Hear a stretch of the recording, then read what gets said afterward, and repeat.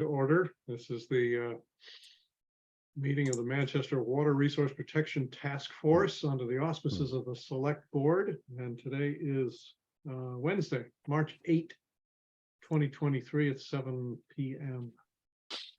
I perceive that a quorum is present, fairly or not. Well, let's proceed without one and we'll count the stragglers as they come in. So here is our agenda. For those of you who have mislaid yours, we have a lot of subjects to cover, and I'm going to begin with, unless there are any announcements from anybody. All right, I'll begin with the asking Scott. Dana is unable to attend tonight, but Scott has prepared some materials and continues to work away despite being in sunny Florida on what most of us would call a vacation. Yeah, all right. Well, thanks, Steve. I am in Florida this week, as you can see from the palm trees over my shoulders, and visiting my brother here in Stuart, Florida.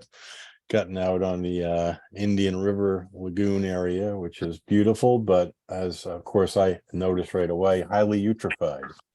So I can't seem to get away from this stuff regardless of where I go, but I am getting a little break in the action. And what I would like to update you with tonight, and I will be brief, no more than 15 minutes, because some of this is a little bit overlap from previous. I have put together a report that I've sent a rough draft from Steve, and he's graciously provided me some edits. Like we'll get it back shortly with those edits corrected and whatnot. And this is with respect to Gravelly Pond and the Round Pond wells. And as you may recall, I did present on this before with regard to a water budget. I've now expanded this into what I'm going to call a source water protection program. And with your permission, Steve, I think I need to be enabled to share my slides. And I've got about 6 or 8 slides that will summarize the report. And then I think I can get you a final copy this coming week. So let's see what happens here. Okay, go back to the first slide. And let's see. Oops, you don't want to see my calendar. Well, maybe you do. Let's see, presentation mode. Okay, so this is again a source water protection report for Gravelly Pond. And I should probably add in Round Pond wells, because as we all know, they are closely interrelated, and that's part of the story here. Let me start, because I don't think I've done it before. For about 10 years of my career, I worked as a consultant to EPA nationally and helped them develop and roll out this thing called a source water protection program, which was designed to implement the Safe Drinking Water Act. So let's just take a minute and explain what that is. And this is a slide. The graphic here is directly from EPA. And as it says here, the intent of source water protection is to be preventative, to avoid and or reduce water treatment costs. In theory, one can treat most, maybe close to all of pollutants. I'm not sure we know that yet, so I'm going to stick with most. However, there's many case studies from around the country, New York City being probably one of the best ones, that have shown pretty clearly that source water protection can be much more cost effective than sort of waiting for the pollution than treating it. So that's the intent here, and that's certainly my bias, because that's what I've been doing most of my career. Just looking at the little wheel at the bottom, some of the components here are things that we've been talking about and I'm involved in. Starting with the numbers, the first step is to figure out which areas are contributing and important for protection. And then secondly, once you have that area mapped, take a look at what's in there in terms of land uses, etc. And I'll be touching on a little bit of that tonight. Third, try to prioritize or identify what's most susceptible. This is intended to be a very public program. And I know there's been a lot of discussion about taking what we've been doing with the task force public. I think that is a really important part of this. There's a lot of decision making to be made along the way.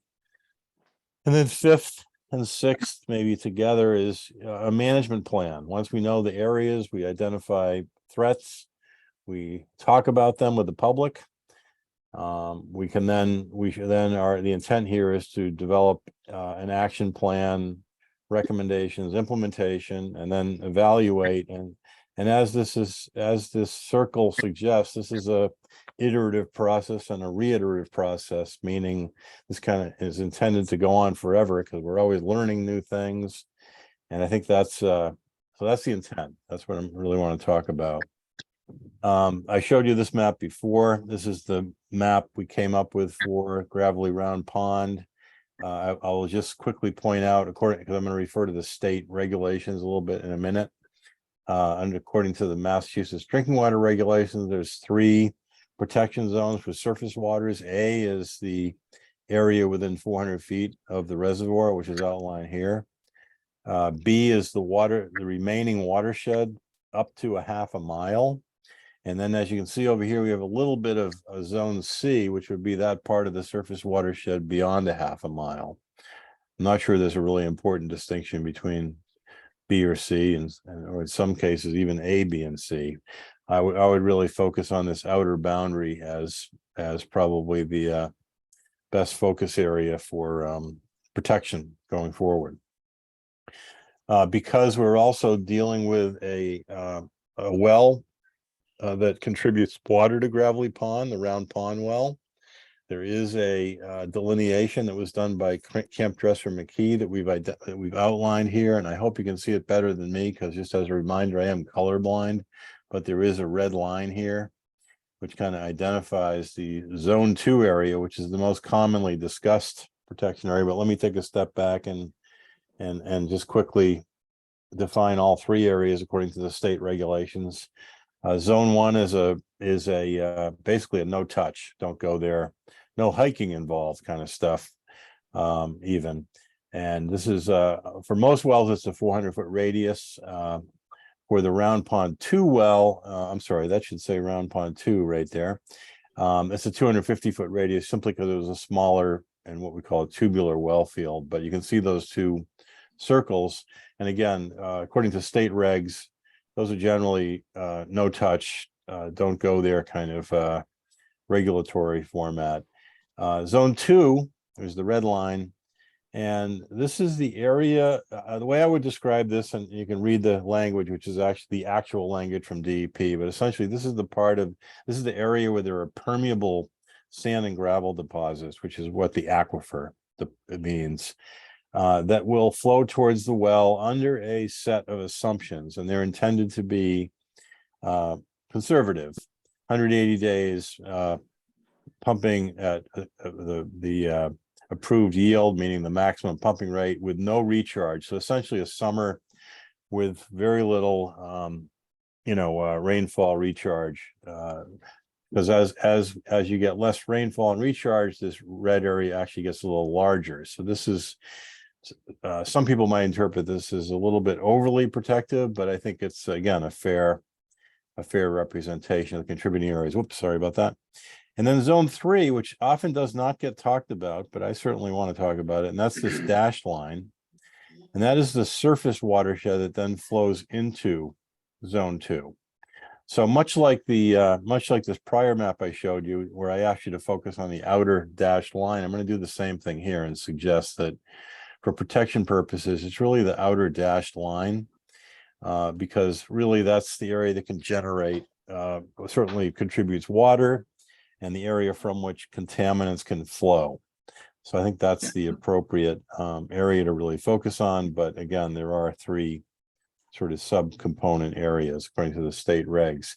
Now, while I'm on the state regs, and here's the citation in case anybody is looking for some good bedtime reading later tonight. The Massachusetts drinking water regs, there's a lot there. It's very lengthy, but I pulled out this one list of uses because within the regulations, they do have, to some extent, these are prohibited uses for a new source approval. And that means if you were going to develop a new water supply today, these are things you have to make sure that don't exist within your contributing areas. These are more or less recommended through the regulations for towns to pick up these prohibitions and incorporate them into local protection mechanisms. And I'll get to that in a minute. I'm not going to go through this list, but you can scan it yourself and see that most of these things that I think that many of us would consider relatively high potential contamination sources, and the intent is to try to keep these out of these protection areas. The last one on the list is a longer story, and I'll touch on it tonight, but it's perhaps a longer story than we have time for, and that is what I'll just refer to as density requirements. And the general requirement within the drinking water regulations is for density based upon wastewater discharges, septic systems, or wastewater treatment plants, to the extent that the density does not exceed such that it would result in a nitrate nitrogen concentration of 5 milligrams per liter. I'll just mention that the federal and state drinking water standard, at which point you need to shut down your water supply, is at 10 milligrams per liter. So the intent here is to not allow any development within the watershed or the protection areas that would exceed 5. Now, why is there a difference between 5 and 10? One reason is that as one of my good friends always says, and I think I said this before in a meeting, all models are wrong, some are helpful, meaning we can't be perfectly planning this. So there's got to be some margin of safety. That's one reason.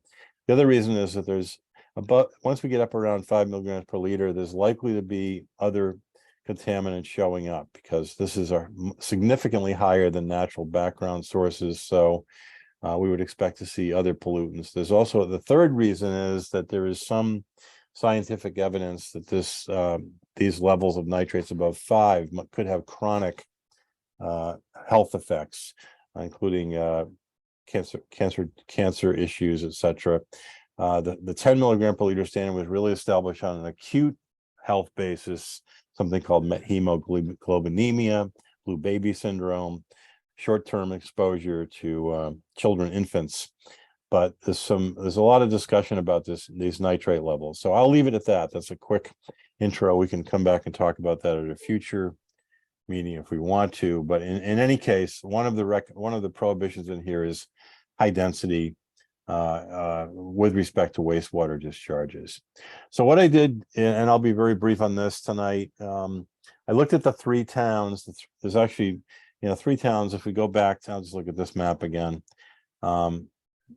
Hamilton, Wenham, Manchester, the 3 primary towns. There is a little bit of Essex that gets into this. You can see it just a little here and here, but I haven't spent a lot of time on that because of the small areas. So it's primarily the 3 towns. So quick summary. I've looked at all the regs, not all the regs. I've looked at some of the regulations in these 3 towns that pertain to groundwater protection. And again, many of you may be familiar with this, so I'll just give you a quick overview. And I'll start by saying that all 3 towns have adopted sort of the minimum standards according to DEP, meaning prohibitions against that list that I showed you earlier. The one variable, and it's interesting how towns deal with this differently, is that density requirement. And this is how Hamilton dealt with it. They have a provision within their so-called groundwater protection district that says that the minimum lot size should be 80,000 square feet. Now, I should take a step back and explain that there's a DEP nitrogen loading model that suggests, and it's a little dated, but it suggests that if you have one house, single family home on a 40,000 square foot lot, that should achieve around 5 milligrams per liter nitrate. This, you can see, Hamilton actually has a little bit more restrictive regulation here. However, the bylaw basically is referred to a minimum lot size and doesn't get to how many homes placed on a lot. And the example I give is a project that we talked about earlier, is this project out at 133 Essex Street Village at Chabaco Hill, which is a condominium type development. You can see the site plan in the lower left here.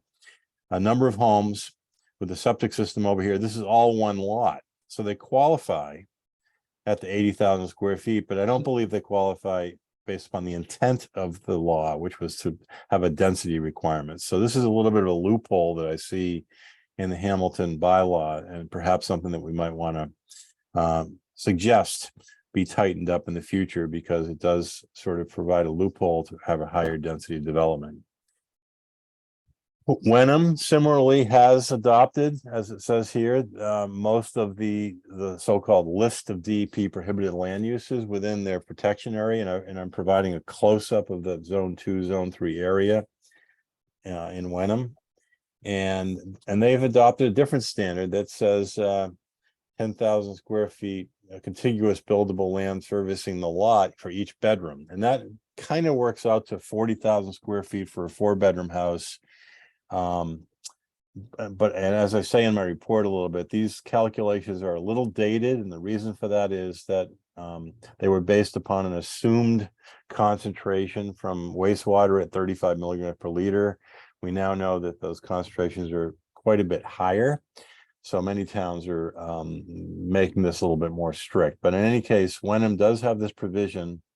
Their provision is essentially half double the density of that we just looked at in Hamilton, because it's 40,000 square foot rather than 80,000 square feet. However, this one does say bedrooms per, but it does talk about lot again. And I do highlight the Gordon College, which we've talked about. And I'll just mention, the best I can tell, here's Gordon College down on the bottom.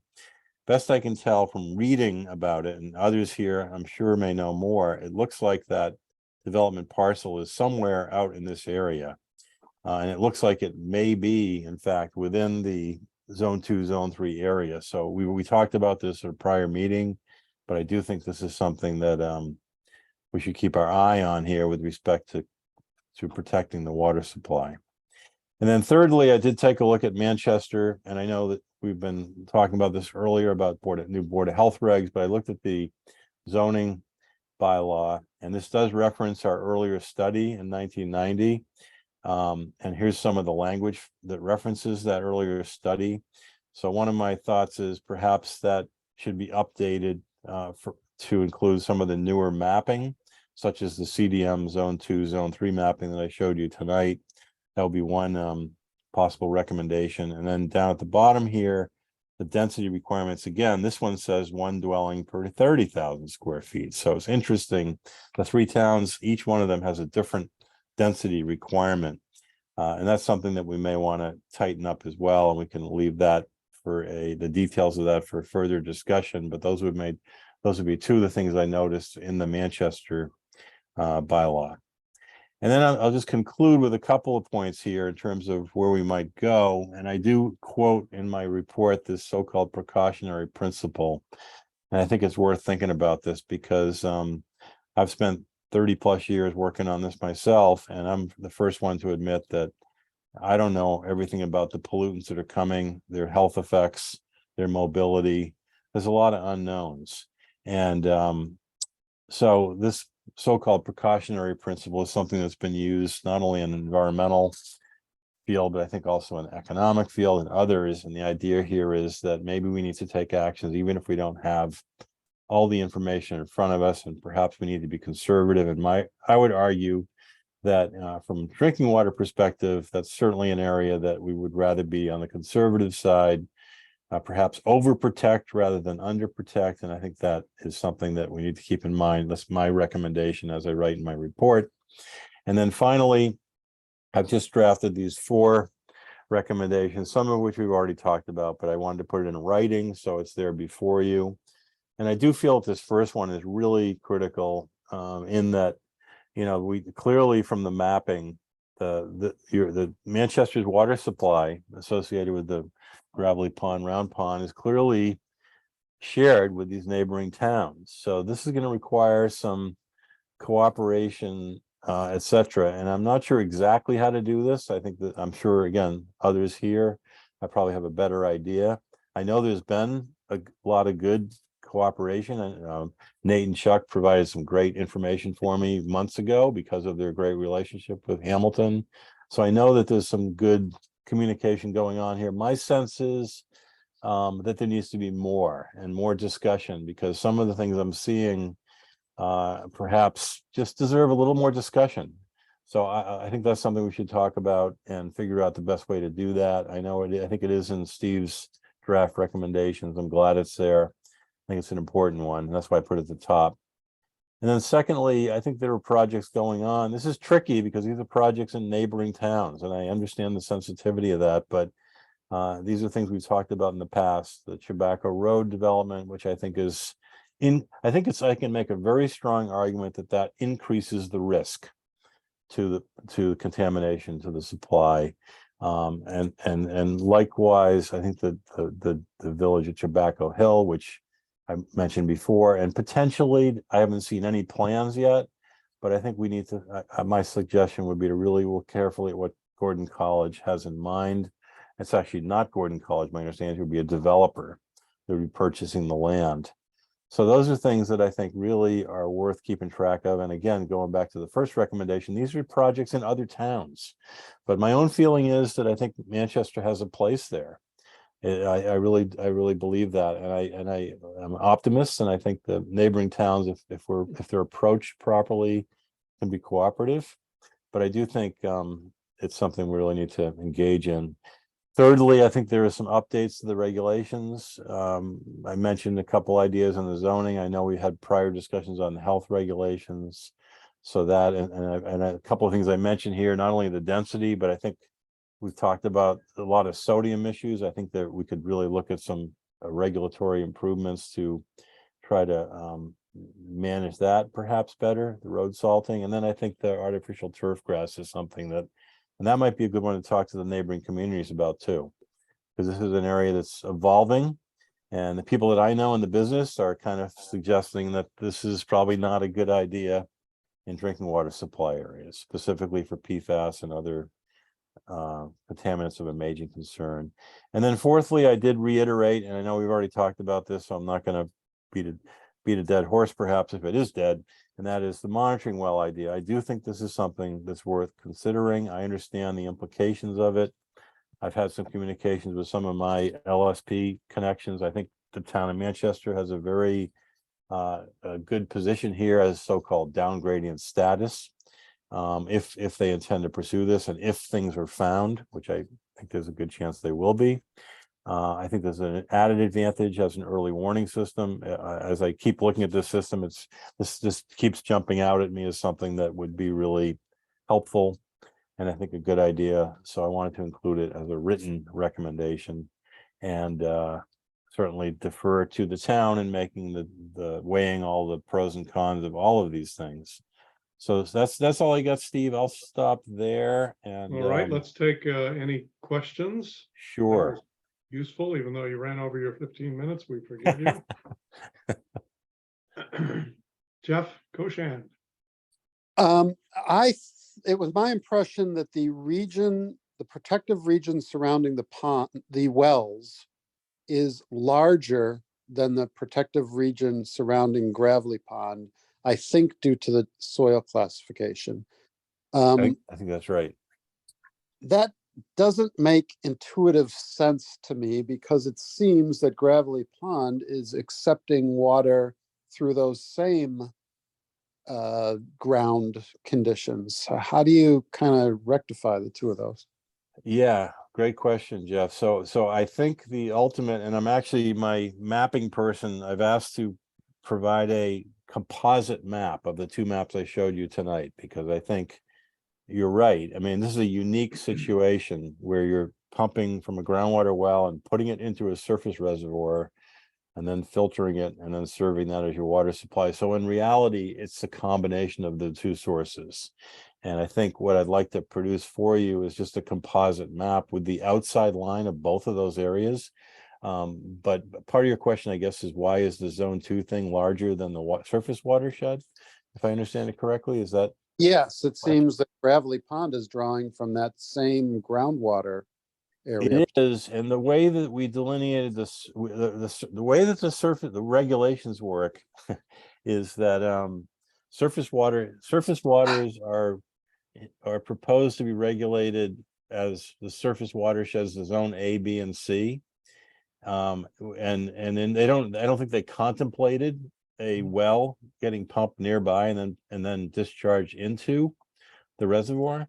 So I think the idea here would be to combine those two protection areas. Yeah, and I'm also saying, did they contemplate my intuition, which may be incorrect, but it seems to be a fact to me, that Gravelly Pond draws through the same ground. It draws groundwater through I the same can take region. a stab at that, Jeff. I Go think ahead. much of the time reservoirs are formed by damming surface water sources to begin with. And therefore it makes sense to protect them in terms of the surface watershed around them. And I think that's how the regulations grew up the way they have. But we have an uncommon situation. We have a pond that is, it appears, largely fed by groundwater and not surface water. Well, I'll just, not to get complicated, but it's interesting when I was working with my students, in fact, we revisited the definitions of a watershed to a reservoir. And classically in the literature, the hydrology literature, a watershed is defined as a really distinctly a surface watershed, which is dictated only by topography, tops of hills, if you will. Interestingly, the definition in Massachusetts is actually a quite good one, and it includes groundwater flow to the pond, which is why we extended it on the east side, if you recall, where there's a large sand and gravel deposit, which certainly Dana's work indicates or supports the mapping in that area. So it does include groundwater flow in addition to surface water flow, the definition in Massachusetts, but the larger zone 2 area is one that is, I guess I'd call it artificial, in that it comes from pumping of the well and then draws in even a larger area. So I'm going to Thank cut you. off that one. It's an interesting detour, but are there other questions for Scott? And again, Dana apologizes, although she has sent in a final version of her report with lots of appendices, and we'll circulate that for the next meeting. I think it's not much changed, although it's much prettier than her earlier drafts. I have one question for you, Scott, which is, have you heard back from Mark Nelson about this PFAS fingerprinting? I did. And do we want to explain to the rest of the group what that means, Steve? Sure. Before I answer it. So yeah, I did, although I'll answer quickly. Unfortunately, it's inconclusive. So the intent here is that and I didn't really know this. Mark, by the way, Mark Nelson is my former business partner, Horsley Witten Group. He's still there. He's actually the guy that did some of the original modeling on the Lincoln Street well. So I reached out to him as sort of a favor because he is an LSP and with this PFAS information, and he indicates to me that you can do what we refer to as fingerprinting. I mean, if you look at the types of the PFAS compounds in the data, you can match it with other sources. And Mark has actually been doing a lot of work with synthetic athletic fields. They've actually been working with other towns. They've been actually getting samples of both the existing and proposed athletic turf materials. And one thing he said to us is all of the samples he's taken, including existing and proposed artificial turf, which is supposed to be non-toxic, all of them show PFAS. So that was one thing he told us. And the second one is that it is possible to make those fingerprints. Unfortunately, in this case, we did provide him some of the data that you guys gave us, Chuck and Nate. Thank you. And they did take a quick look at it. But in this case, and I can't go into the details of it because I don't know them, but it was not enough data to make the connection conclusively one way or the other. But it's an interesting possibility going forward. And Chuck and Nate, I don't know if you've heard about this, but maybe you could ask your sources on this as well going forward, because perhaps there is a way in the future to try to get a little more clear about this. Some forensic chemistry. Forensic, yeah. If you like.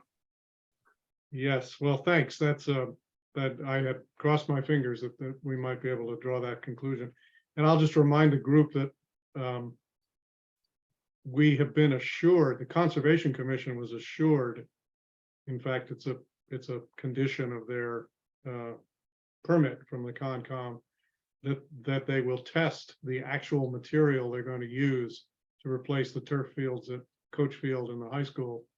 And they promise that there will be no detectable level of any PFAS, because that's what the manufacturers tell them, and that's what they've found in other settings. So we have our fingers crossed about that, but we're also we'll have third-party evidence. Well, if everybody's okay with this, I'd like to move over to quick updates from the working groups. And there's a number of things I've got listed here. We did talk about monitoring wells briefly. We're making some progress on water Steve, rates. Lynn has a hand up. Yes, let me just finish this and I'll Okay. be glad to get to her, Jessica. Thanks. Water meters and possibly a discussion of this draft of the executive summary. Yes, Lynn. I just missed, who is gonna do the testing for the new turf field? Like, what independent person is gonna do that, or company? An independent certified PFAS lab, a lab that at least that's in the condition. We didn't specify a lab. We just said it has to be a independent third party, and they have to test the actual materials that are going to be used on our sites. So that's happening this summer, so it has to happen prior to the summer. Yes. Yeah. So it's a good reminder. We'll keep after the consultant and the contractor and see what they tell us.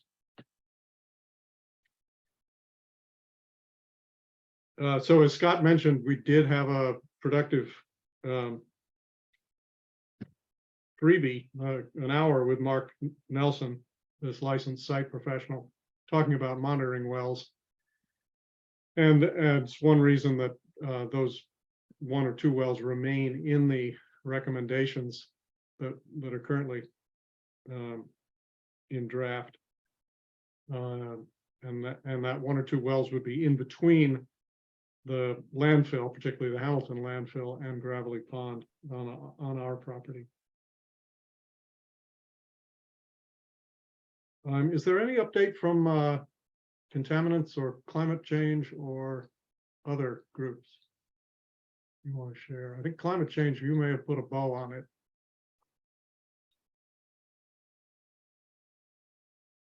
I Sounds think like you have- contaminants kind of has a bow on it too. Yes. Okay, then I'll just briefly touch on water rates. In fact, if you're willing, John, to bring people up to date briefly on the progress with Raftellus, can you do that? Yeah, certainly I can do that, Steve. We had a discussion with Dave Fox of Raftellus. When was that? Yesterday, I guess, midday, and discussed with him, some of the rate work that we have been doing, and essentially wanted him to kind of take a look at the information and provide his opinion with regard to the progress we've made and what our proposed models are that we put together, and we've got three that we have. The upshot of the discussion with Dave was that the information that largely Steve has put together, but also predates him and everybody here with Eli Bowling's initial work, is quite detailed and provides him more than enough information to give his opinion about how we might proceed. I think there's a general agreement that at least for all of the various efforts that have been put together with regard to changing rates and increasing them, there has not been a lot of elasticity associated with any of the pricing structures that are out there with the communities that have been involved. And Dave has dealt with that quite a bit and really not seen any. We may start to push that issue a little bit and see if we can't get find where that point of elasticity kicks in. But the upshot is that Dave now has a lot of the information that we have generated and discussed in the past several meetings, and he's going to take a look at it, make an assessment, and provide his comments about how he thinks things look and how we might proceed with some rate analyses or with a rate structure. And that would include perhaps how it might be introduced, because it might be something that might be introduced in stages rather than all in one. We might not change everything at once, but we'll see what he has to say. So I think what is the time horizon for that, Steve? I think is that maybe a month or so, something like Yeah, that? a month or less. He said, given the raw material we're providing him, he expects it will be a day or less of his Right. time to review it and to write up a short. Right. So memo. we'll have a few hours of his time. This is not an expensive undertaking, but it will give us an objective assessment. And he certainly appreciates the raw data that we have. We have a lot more data than he sees from a lot of other towns that he gets. So he's got no shortage of detail to look at Yeah. as we assess our information. We also had a successful initial meeting, some of you attended, with one of the water meter vendors. And Jeff Koshan, if you wouldn't mind giving us a succinct summary of that, can you do that?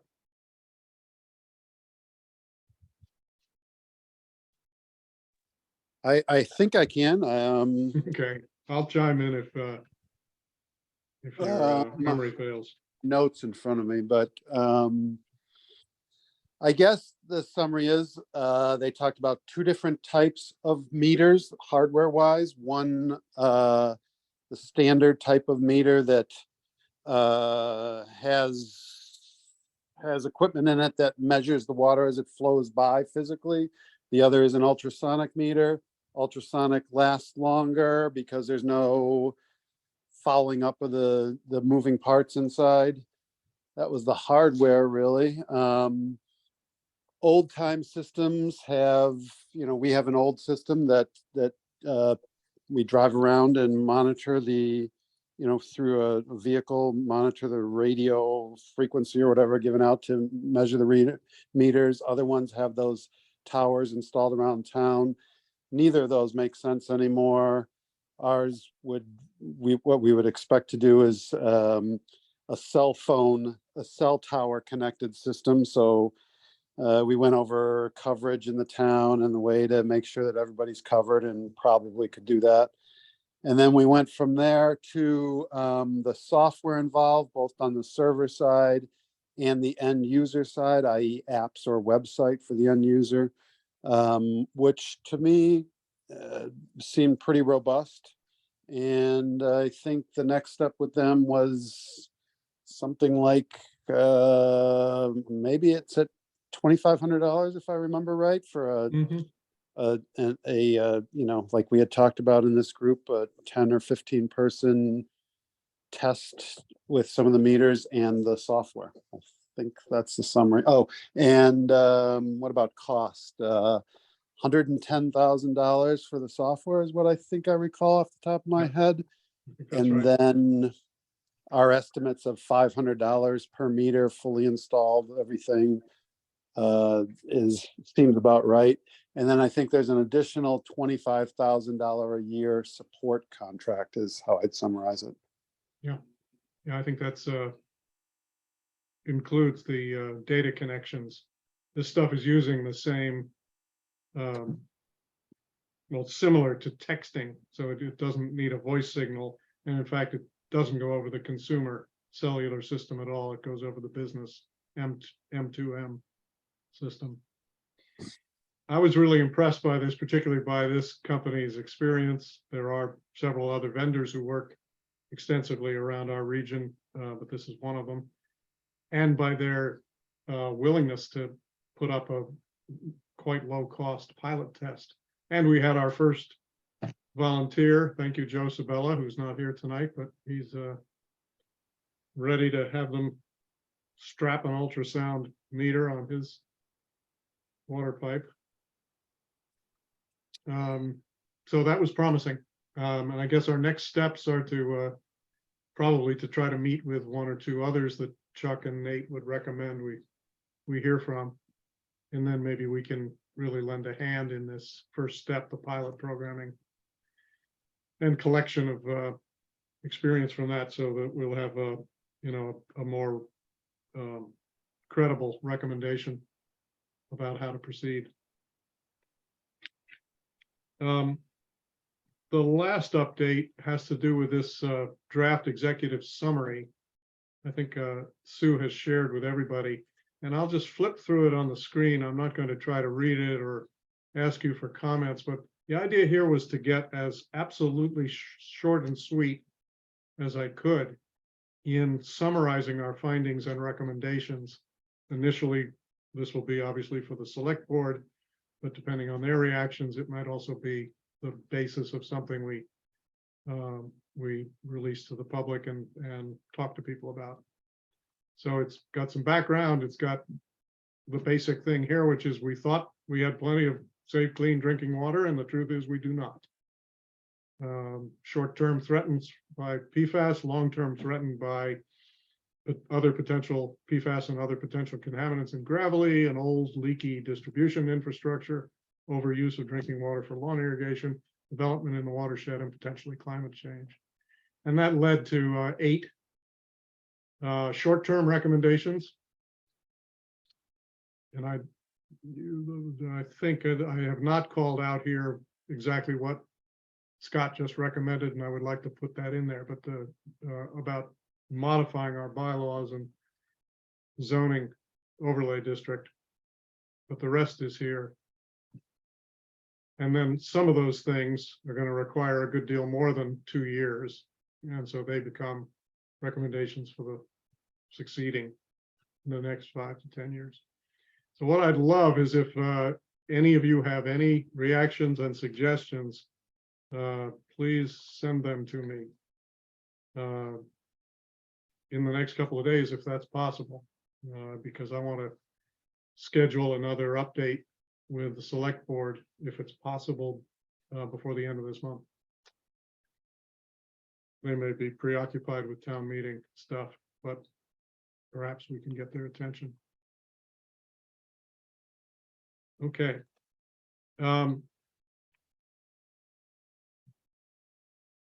Next on our agenda is to discuss the outlook for funding for this kind of work, not for the task force, because we will disband at the end of the fiscal year, but the funding for next fiscal year for these issues. And I don't think there's anything official yet, although I don't want to put you on the spot, John, but you want to share anything about where the wind is blowing on this front? Yes, I can share a little something. I do know that while we had requested $75,000, I do believe that what went into the budget was a $30,000 number for this year. It's not clear to me if the money that is being expended this year, whatever is not, can be held over. And I'm not sure where we are on that budget, but I think we were talking about $10,000 or $20,000 perhaps, which could supplement that. But so we don't have as much money to work with as we would like, but we do have some money. And as I have mentioned before, we have to perhaps prioritize some of our recommendations as to what to do. Good, thank you. All right, next item on our agenda is a discussion of concerns about contaminants from the Hamilton Wenham Rod and Gun Club. This is raised by you, David. Do you want to give us all the skinny on this? Yes, Steve, I had a social gathering meeting with a fellow from Hamilton who lives in the neighborhood, and he stated that the Hamilton or the Hamilton Wenham Gun Club has been discharging bullets for many years there, and he's not aware of any requirement on their part to pick up those deposits. And I forwarded to you and I think Sue, a couple other members perhaps, a white paper which states shockingly that the consequences of lead in those bullets dissolving and traveling through the groundwater is considerable and can have a huge effect. So a tiny little bullet over time can cause a big problem. And in fact, there may be hundreds of thousands of bullets there if they haven't been gathered up. So that was the white paper. I'd be happy to forward it to the entire group if interested. Well, again, not to put anybody on the spot, but Jess or other members of the contaminants team, have you heard of this problem before? Did you take a look at it? Definitely have not heard about it and hadn't taken a look at it, but yeah, if you want to send that white paper to our group, we'll definitely look at it. Will do. I'm just repeating what I've heard from others here, but my understanding is that the first responders, the police who use that range, are no longer using lead containing bullets, but sports people certainly could be. So it may continue to be a problem. Chuck, do you have any insight into that, or is this a? I know nothing about the Rod and Gun Club, but I did reach out to Todd about what their practice is, and like you said, he got back to me that they don't use the lead based bullets. I will say, from it's like a lot of these things, it doesn't seem like it's a problem yet. So maybe the key word is yet, but we do a lot of lead and copper testing within the distribution system. We don't necessarily treat for lead in the treatment process. So there are still legacy lead pipes and lead solder in people's plumbing, but we do kind of expect that the water is not corrosive to those pipes, and when we do our testing, which we're required to do by the state, we don't have issues, exceedances, at least with lead. Not to say it doesn't pop up, but so anyway, it hasn't come from source to tap yet, is all I can really comment on it based on our current practice. Got it. Okay, thank you. I skipped over an item earlier, which is a possibility of conducting a survey of citizens. You may remember I created one of these back in September or October, but it was kind of long and unwieldy and opted not to push it forward with you folks. But it seemed to me now might be a really opportune time for a much shorter version of this, because in addition to collecting people's opinions about some of the issues we've uncovered, it's a way indirectly to alert them, put this kind of on their radar, and to kind of start the conversation. So has anybody had a chance to look at this, test this survey? I know, Sue, you did. I did, Steve. I did. Olga. Okay. Jeff Koshand also did, and I thought it was great. I think it does. It's good in that it does more than it gets people's attention. It gets people thinking about it through their interest of answering a survey. Mm-hmm. I think one thing it does is it gets their awareness up in terms of there's some information in there that when you get asked a particular question and all of a sudden you find out that, well, my answer is wrong, or my answer is not as correct as I thought it was going to be, then people become aware, well, yeah, we are using an awful lot more water than all our surrounding communities or neighbors. Well, of As an course, example. we're not going to tell them what the right answer is, but that's part of the charm of this, is it'll create some curiosity. And my impression is, from lots of experiences like this, people are much more likely to understand and believe stuff when they are asking the questions than when one of us is shouting at them. Jess? I don't know. I feel like it's sort of a lost opportunity to not kind of, I don't want to say tell them they're wrong, but it kind of feels like if they are taking the time to do the survey, it is a nice time to sort of, put in some information of, hey, actually Manchester uses way more water than most people. And I feel like we're maybe missing an opportunity if we do it to not ask a few more specific questions of, I don't know, I was kind of thinking just quickly, like maybe what conservation measures have they tried, or are they willing to try? I just feel like if we're doing it, we could maybe get a little bit more specific information from people. Yeah, and that's certainly a way of creating some interest in the fact that conservation can be simple stuff that you do in your house all the time, or it can be more complicated.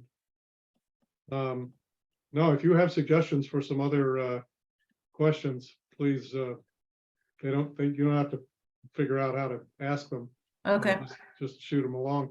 And I actually love the idea of feeding back to people, but my approach would be to have on the final page of the survey an offer.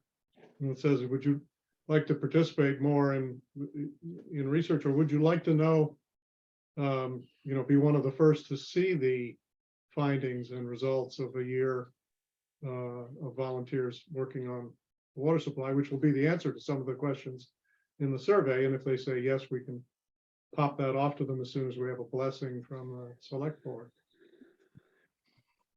I'll just put up for a moment the current questions as they are. Let's see if I can get this a little larger.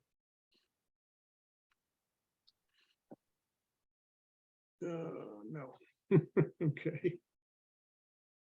So the first one is Manchester has plenty of clean, safe drinking water for the next 10 years at least. And you go from definitely do to definitely not or not sure. Second one is, if we didn't have restrictions during statewide droughts like last summer, we might run dangerously low on drinking water. You can strongly agree, somewhat disagree, strongly disagree, or again, be not sure. Compared to similar towns nearby, Manchester's water mains are newer and in better shape, about the same age and condition, older and in worse shape, much older and in much worse shape. Again, not sure. Compared to similar towns nearby, the average Manchester's household water usage is much lower, somewhat lower, about the same, somewhat higher, much higher. Don't know or not sure. And the final one is our water rates compared to similar towns, higher, much higher, somewhat higher, about the same, somewhat lower, etc. So it's teeing up kind of 5 of the major issues and findings and possible recommendations. And the rest of it, I think, is just demographics and, gender, how long you lived in Manchester. This stuff is all suppressed. But we do go on at the end to, this is all the old survey. Ask anything else you'd like to say. And offer a prize draw. Would you be willing to answer some follow-up questions? Or take another survey? I might toss that one and put in your suggestion instead, Jess, which was, would you like to be one of the first to receive a copy of the findings and know the answers to some of these questions?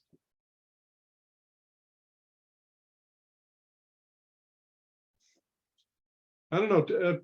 Give me some feedback here about, should we just tell them at the end of the survey, here's where we are on these 5 issues: water rates, usage, condition of our mains, etc. Or should we hold on to that? Question, Steve, if you do that, can they go back and change their answers? No. They can try, but the software is very sophisticated. It'll pick up the fact that they're trying to revise their answers. Then I would be in favor of letting them know. I think it would be kind of there's some shock value there. There is. Yeah. Oh, it's true. You could get them kind of warmed up with these questions Yeah. if there's any curiosity. I agree, but make it pretty brief, not a big, long dissertation about anything. Yeah, Just sentence on each answers. with a number. Yeah. Quick answers to some of the questions, yeah. I think that's absolutely right. Anybody differ on that? Want to keep the light under the bushel? I think that's fine. Steve, I might recommend adding a link to either the task force website or DPW reports Yeah, site, we'll or do you know, both of those. something along the lines of, if you'd like to learn more, follow these links. Okay, that's helpful. Thank you. What is the timing of this gonna be? Like, could we put anything in, like, if you want a water barrel, like have a link, if you want to get a rain barrel? Well, we certainly could. I was trying to keep this, significantly less than 5 minutes so that there'd be, kind of nobody regretting that they clicked on it to start. And I was also, I sent a note off to Alan Wilson today saying, what would you think of us distributing, a card that has this survey link and a QR code on it so that people could, if they hadn't already, take the survey. I'm hoping we can get some stuff up on our website, maybe more prominent on the town website, maybe put some information in the Cricket over the next couple of weeks so that people have a chance to take it before the April 3rd town meeting. Not that we have a big reveal or a speaking part in the town meeting, but it's a marker. Well, if you get it to Tiffany Marletta, she could blast it out on all the town social media stuff. That's true. That would help. And then we got to figure out how to get positive press on the who, what, where page. This is Sarah Creighton. Sorry, I don't have my video on. I'm unclear about what the purpose of a survey is. If it's simply to inform people, then about what the findings are of this task force, then the survey should at the end say what the findings are, because you've got people's attention right then. If you're trying to gather information, which it sounds like, you already know the answers to these questions, then, 60% thinking one thing or the other, how does that help us inform the next steps? Yeah, it's a great question, Sarah. I think you're absolutely right on the first part.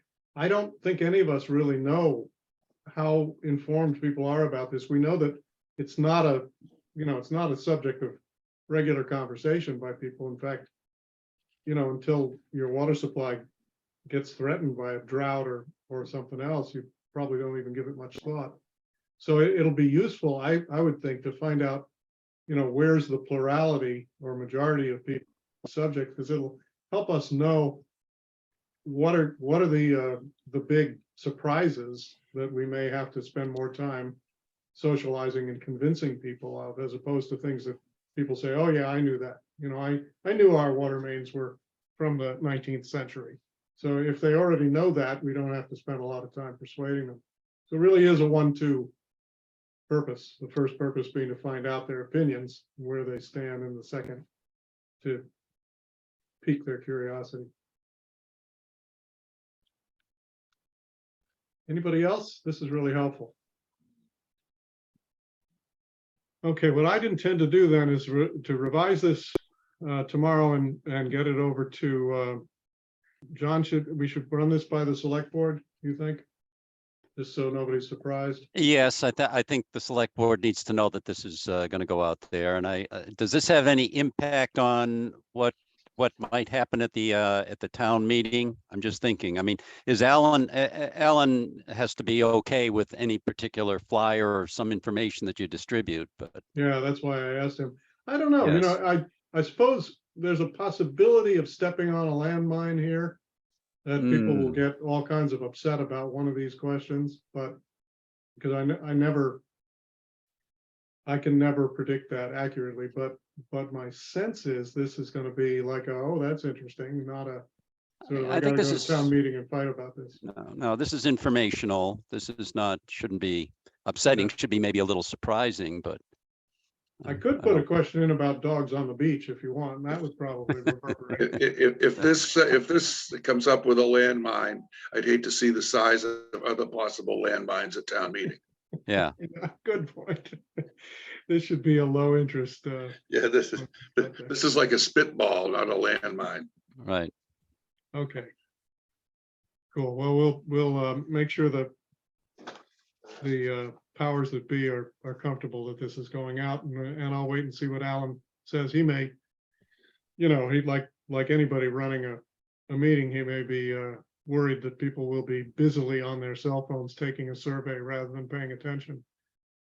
And I was going to try to format these as all yes or no questions, and then he could put them on the the little clicker thing we all had, but then I remembered the clicker thing, not so much, not so accurate, maybe.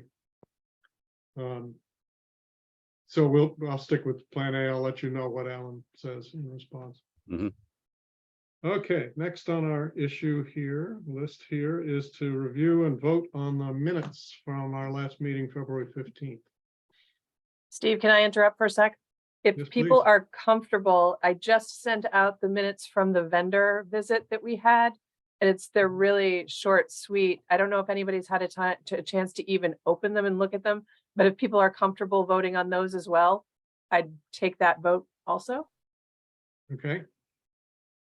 I confess I haven't looked at those yet. Then we can totally hold off until next meeting. It's fine. Good, we probably should. I could vote on Jeff Koshan's notes from which were excellent. Well, I have a couple of suggestions. In the 5th bullet, which begins, Chuck also discussed new meters. If you go down about 5 lines, it says to all accounts, period, the town needs to update to AMR. It's actually, we would be updating to AMI. The technology we're using is, I think, officially called AMR, where you drive around, pick up radio signals. And it's a fine point. In the next paragraph,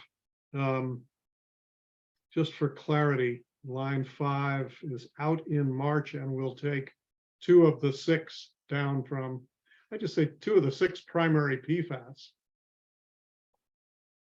so that people know what we're talking about when they read this in 10 years.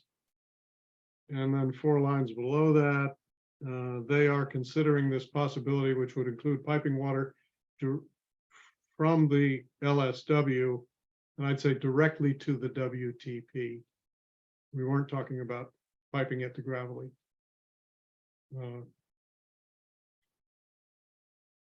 But the rest of it is correct. We're the more robust treatment system at the water treatment plant.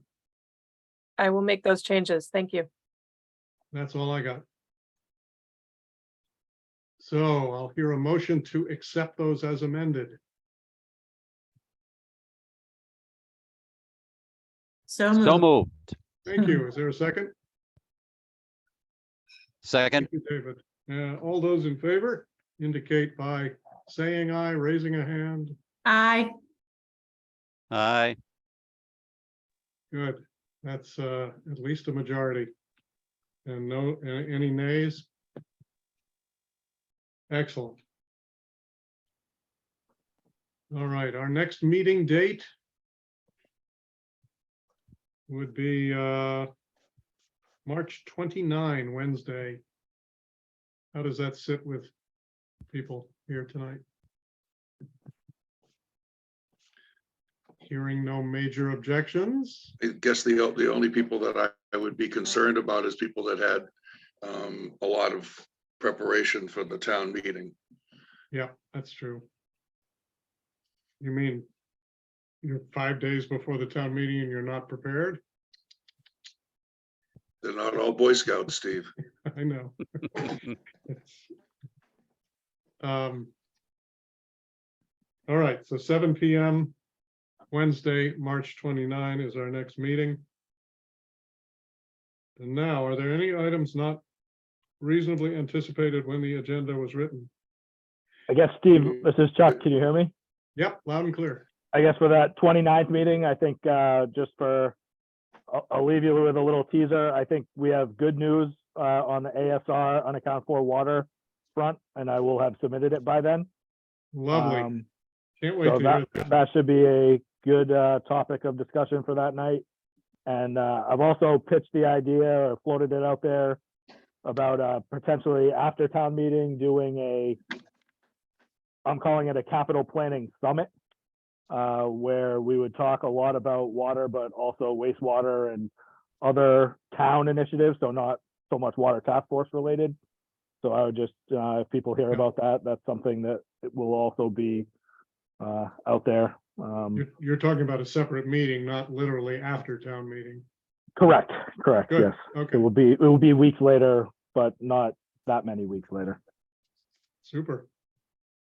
Well, you don't mind if the task force takes full credit for any improvements you make in unaccounted for water, right? I think actually the biggest one, unknowingly, I think is directly task force related, but I'll get right, into well, those details. Hold that thought until the 29th. That's good. Yep. I have one item which we didn't anticipate, which is that the town of Hamilton has in fact gone back to the DEP on the subject of paving Tobacco Road with a new specific proposal. And this proposal leaves a very small stretch unpaved, but they would mill it and regrade it and put the stormwater management alongside it, although they would leave it as unpaved. And I say very small because it's actually smaller than the area that was appealed, which is the stretch that's happens to be closest to Gravelly Pond. And, you know, as a conservation guy, I have to say the logic they provide for this compromise doesn't work for me. It seems like simply a way of saying, let me concede a little bit of unpaved road, but keep it as small as I absolutely possibly can. So it's not particularly protecting the watershed at all. It's certainly not protecting wetland resources. But the reason I say this is that it underlines the need and the opportunity for some more collaboration and discussion between our towns. And particularly at the elected official level. I mean, it's great that we have a good working relationship between Joe and Greg, or between Tim and you, Chuck and Nate, but sooner or later, you know, the buck stops at the select board level. And that's kind of where this onus is going to fall, unless they find some way to delegate it.